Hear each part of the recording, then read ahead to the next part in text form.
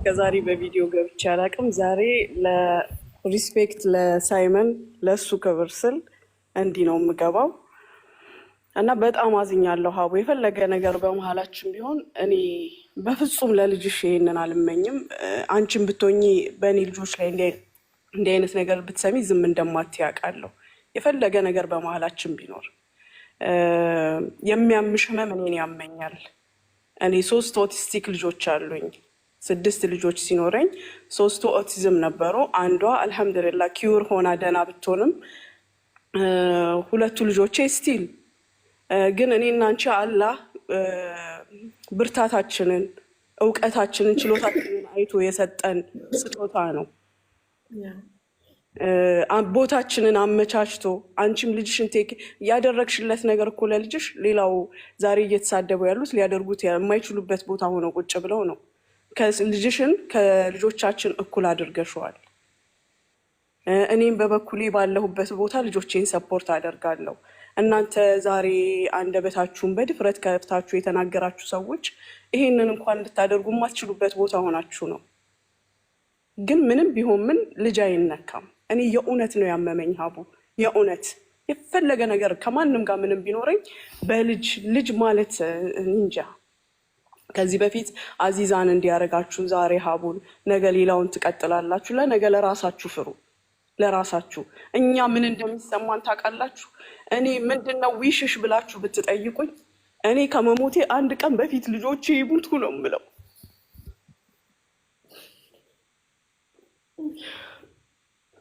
እዚህ ድረስ ለሰው ልንጠው አይደለም፣ ለእናንተ አፍ ለምንም ልጆቻችንን መተው አንችልም። ምን አይነት ህመም እንዳለን እዚህ ሚዲያ ጋር የሳቅነውን የተጫወትነውን አትዩ።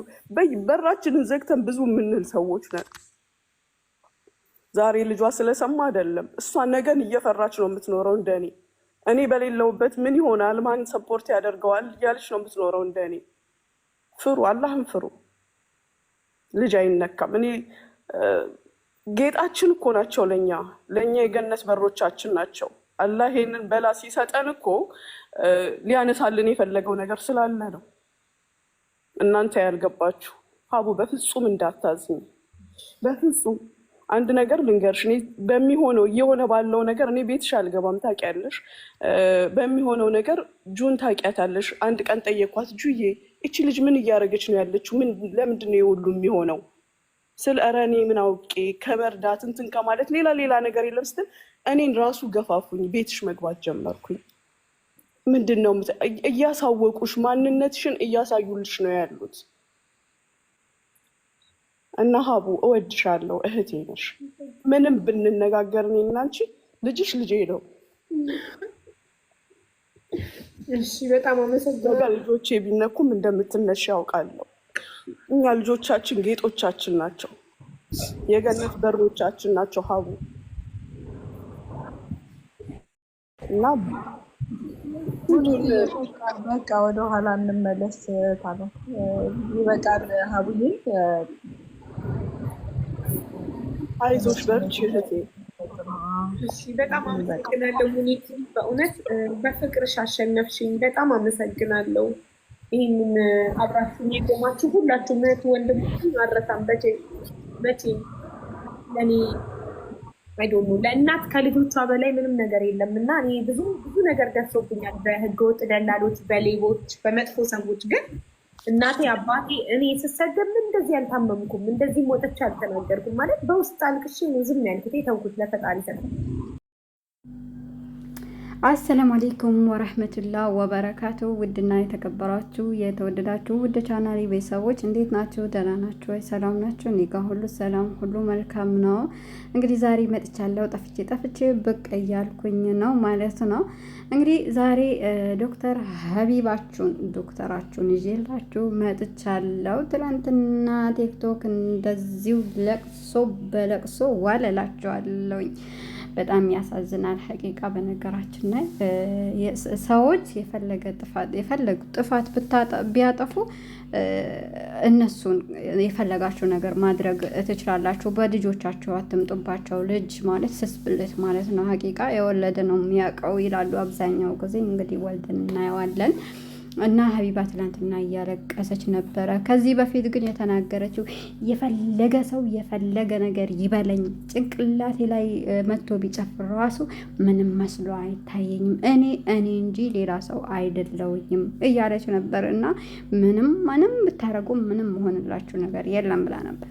ግን በቃ ትናንትና በልጇ ሲመጡባት እንደው ቪዲዮን እያየች እያለቀሰች ስቅስቅ ብላ እያለቀሰች ዋለች ማለት ነው። እና በጣም ያሳዝናል። ልጇን አትንኩባት፣ እንደፈለጋችሁ እሷን አድርጓት። እሷ ብላለች ዞር ብዬ ነው የፈለገ ነገር ቢሉኝ ዞር ብዬ ነው ማለቅሰው ዛሬ ልጄ ስለሆነ ነው ብላም እንደዚህ የኢትዮጵያን ሕዝብም ደግሞ እያስፈራራቸው ነበረ። ያስፈራራችሁ እኔ ያለችው ነገር ይሄ ነገር ነው። በቃ እንትን ያለኝ ልቤን የሰበረኝ እንዴት እንደዚህ ትሆናለች፣ እንዴት 66 ትሆናለች ብዬ ልቤ ቅልጥ ነው ያለው ያለቀስኩት ማለት ነው። እና እኔ ያለች ይሄን ፍርድ ፈጣሪ ካለ ይሄንን ፍርድ ለእኔ ካልፈረደልኝ ያለ ተናገረው ሰው ምላሽ ካልሰጥ አለች በቃ ምንም አይደለውኝም፣ ሃይማኖት አልባ ሆናለሁ፣ 666 ነው መሆነው ብላ የኢትዮጵያን ሕዝብ እያስለቀሰች እያስፈራራቸው ነበር ማለት ነው።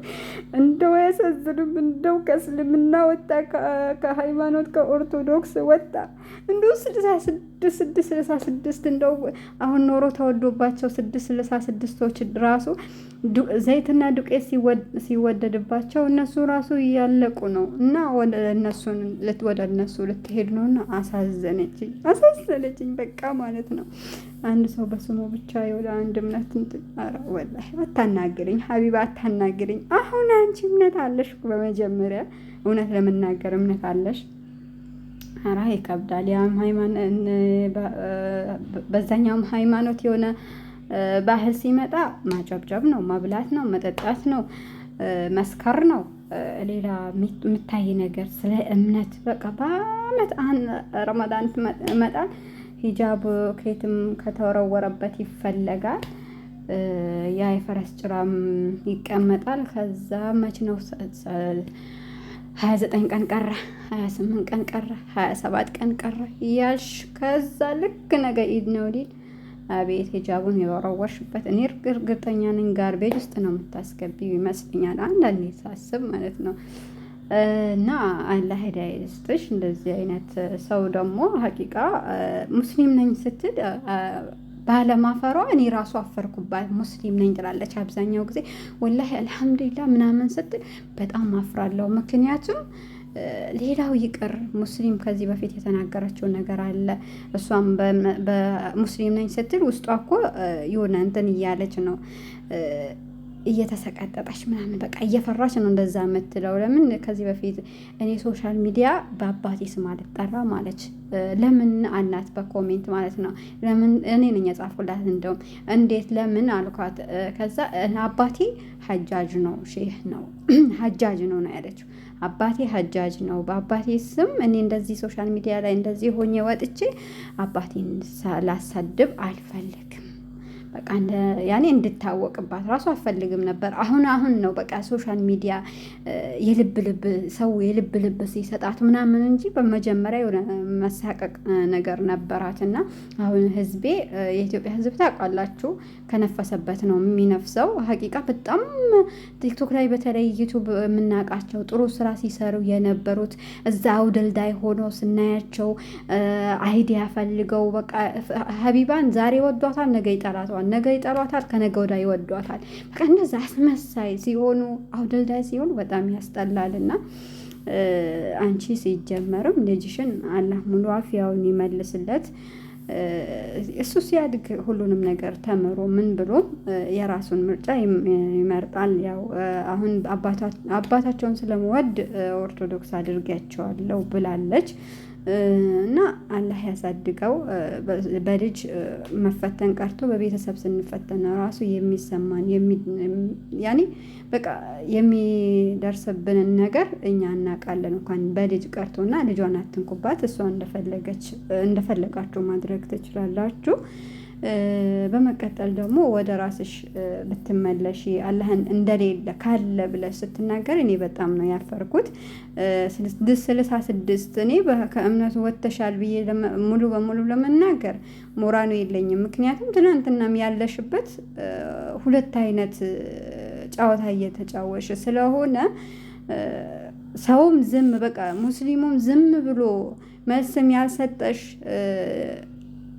እንዲናገርም ያልፈለገበት ምክንያት ስላለው ነው። ምክንያቱም በብዙ ነገሮች ከእስልምና እንደወጣሽ የሚያሳዩ ምልክቶች ስላሉ፣ ትላንትና ግን ሙሉ በሙሉ እንደወጣሽ ነው። እንደዛ ብለሽ ሻሃዳ መልሰሽ መያዝ ነው ያለብሽ እንጂ እሆናለሁ ስትይ ከእስልምና እንደወጣሽ ነው የሚቆጠረው። እና አንዳንዴ በመላሳችን ብቻ እኛ ወላሂ በተለይ የሙናፊቅ ባህሪ ያለባቸው ሰዎች ለመናገር ይቀላቸዋል፣ ቶሎ ይዳፈራሉ። እና ፈጣሪ አለ እኛን ሰባቱን ሰማይና ሰባቱን ምድር የፈጠረው ፈጣሪ አለ። ግን አዛኝ ነው፣ ረህማን ነው፣ ገፉር ነው፣ ይምራል እንጂ ለእኛ በሰራ ነው በእያንዳንዱ ሰከንድ በእያንዳንዱ ደቂቃ ምላሽ በሰጠን ነበረ። ግን ያው ቢሰጠን ኖሮ ምንድን ነው የኔ ጥፋት ምንድን ነው ፈጣሪ ምን በድዬህ ነው ብለን እንደገና በተቆጣን ቁጣ እኛ ደግሞ በቁጣ ላይ ቁጣ እንጨምራለን። እና አላህ ሁላችንም ሂዳያ ይስጠን፣ ወደ ራስሽ ይመልስሽ። እንግዲህ ሶሻል ሚዲያ ለተወሰነ ጊዜ ነው የሚያጨበጭቡት። እና ጂጂኪያም እያወሩ ነበር እኛ ምን እንስራ የእኛ ቤት እኮ ቀዝቅዟል። እኛ ትናንትና መተን ዩቲዩባችን ማን ይልን 18-20 ሺህ ይዛ ተቀምጣ ምናምን ብለው እያወሩ ነበር።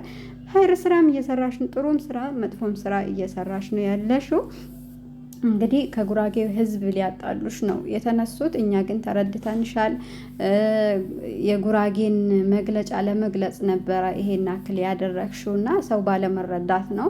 የማያገባው ሰው ነው ሲያወራ የነበረው ስለ ጉራጌ ህዝብ ተቆርቁሮ። ያ ማለት ደግሞ ፖለቲከኞች ከዛ ከጉራጌ ህዝብ የጉራጌ ህዝብ እንዳትረጂ ወይም ደግሞ ከጎኑ እንዳትቆሚ ለማድረግ ይመስለኛል። እና አላኩል ያህልን የሚመጡብሽ ነገሮች ጠንካራ ሴት ስለሆንሽ መመለሽ ትችያለሽ ብዬ አስባለሁ። ያው ልጅሽ ስለሆነ ነው የተሰማሽ። ልጇን ደግሞ አትንኩባት። ዛሬ ልጅ ከሌላችሁ ነገ ልጅ ሊሰጣችሁ ይችላል። ሁሉም የሚመኘው ነገር ነው። ልጅ ማይመኝ ሰው አለ ብዬ አላስብም። እሷን ከሷ ጋር ነገራችሁን ከሷ ጋር ጨርሱ። ልጆቿን ደግሞ ተውሏት ለማለት እወዳለሁኝ። እንግዲህ ቻናሌ ተመቷል። በነገራችን ላይ የኔ ስንፍና ነው። ላይክ አድርጉት። በሌላ ቪዲዮ እስከምንገናኝ ደህና ቆዩልኝ። በአንድ ነገር አላህ ሱብሃነሁ ወተዓላ ያጽናን፣ መጨረሻችን አሟሟታችን ያሳምርልን። ሶሻል ሚዲያ እንግዲህ ተቆጣጥሮናል፣ ፈጣሪያችንን ረስተናል፣ በራሳችን ስሜት እየተጓዝን ያለ ነው እና ሂዳያ ይስጠን ለማለት እወዳለሁ። ሰላም አለይኩም ወራህመቱላሂ ወበረካቱ።